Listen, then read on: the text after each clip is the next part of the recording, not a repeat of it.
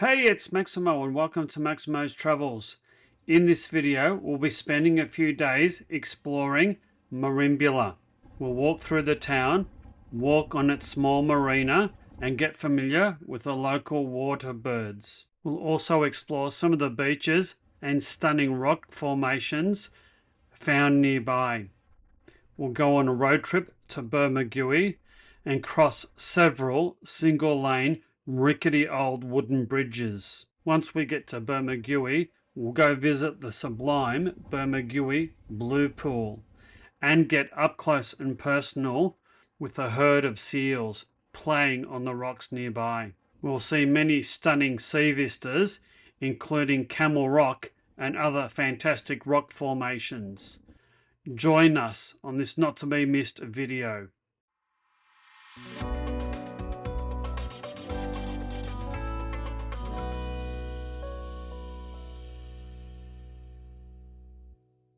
Joe and I were really enjoying our stay in Merimbula. We took it easy for a couple of days. The weather had turned and got quite cool and a little bit rainy.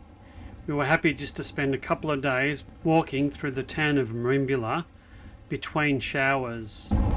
Summer in Australia is blowing an absolute gale. It's about 17 degrees and it feels like 13. Eek. We were staying in an Airbnb that was located high on a hill around about half a kilometre from the main centre of Merimbula. It was only a short 10 to 15 minute walk into the centre of town via a very lovely promenade with a few interesting attractions scattered along the way. There were a hell of a lot of people in the town for the Christmas New Year period, and the restaurants and cafes that were opened were absolutely heaving with people. One of our walks took us to the Merimbula marina. It was actually very tranquil here. The small marina and its jetty span the very tranquil waters of Boggy Creek and Merimbula Lake. From this point you could get charter boats as well as go on different boating tours to explore the surrounding waters. You also got a decent look at some of the nearby oyster farms, as well as some of the local seabirds, including these slightly awkward chaps, Australian pelicans.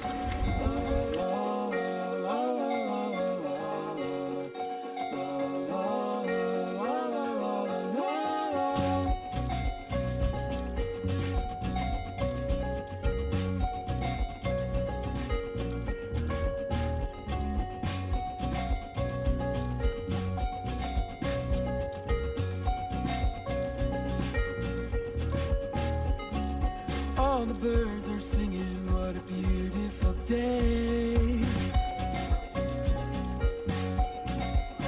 Tonight I know the moon will rise in such a magical way.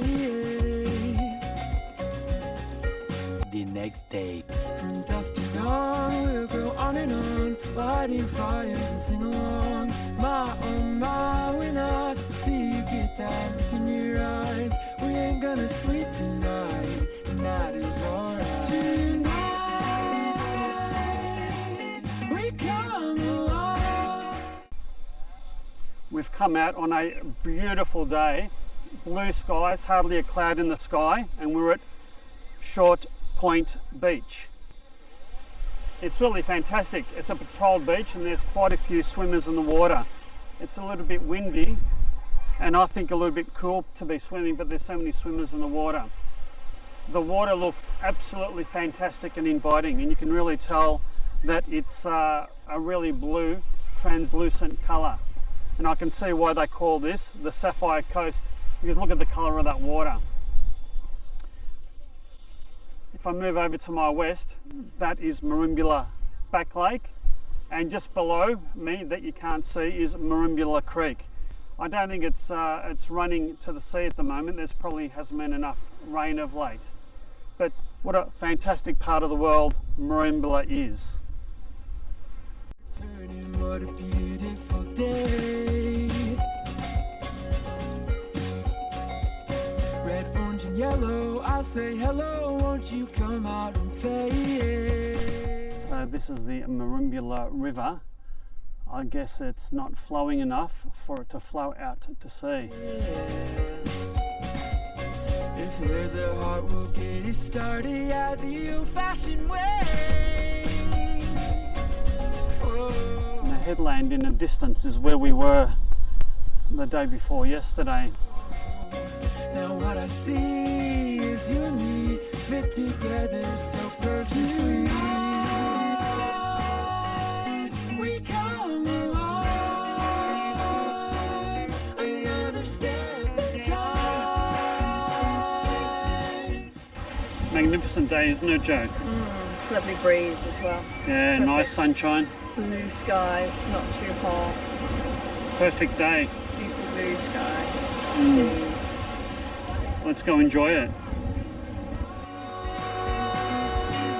Until the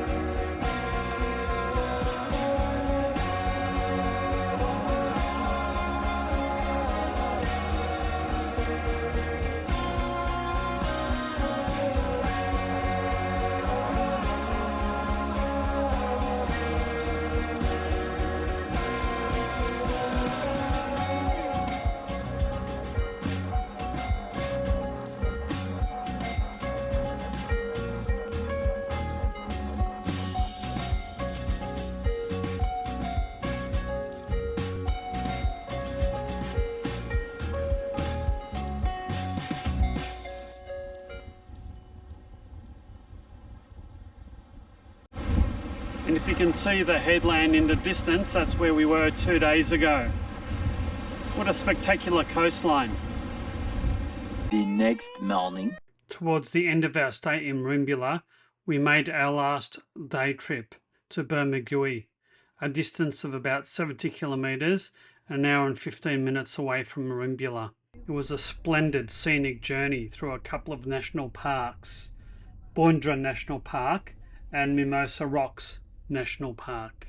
Most of the journey was inland until we reached the coast at Bermagui Bay. We crossed numerous rivers and creeks, and I was quite surprised that there were a number of single-lane bridges still in use. We stopped a couple of times along the way to Bermagui. One such stop was at Kataji Beach on the southern end of Bermagui Bay. This spot featured an excellent car park, toilet facilities, well-marked signs, and a fabulous golden sandy beach. We were also intrigued by some of the rock formations that were lying part in and part out of the water.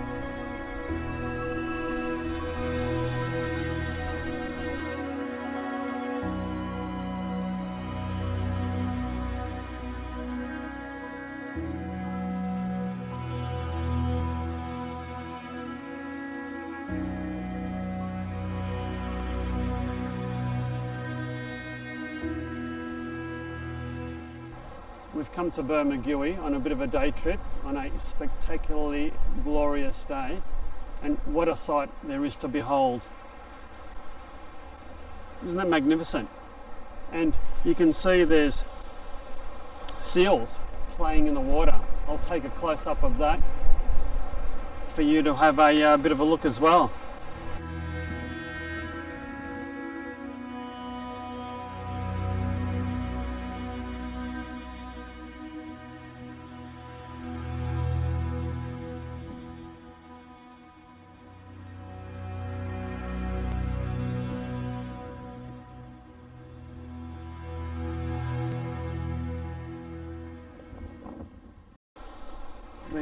These are the steps on the way to the blue pool.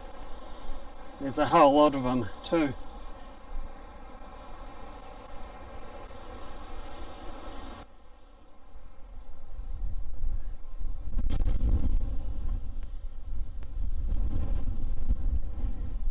Wow, windy.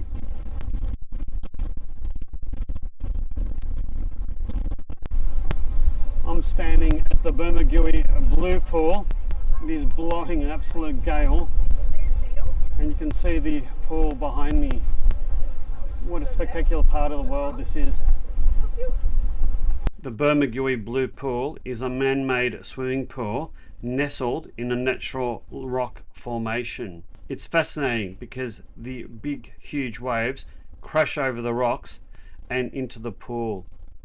It was far too cool for us to go for a swim on this day, and the wind was howling.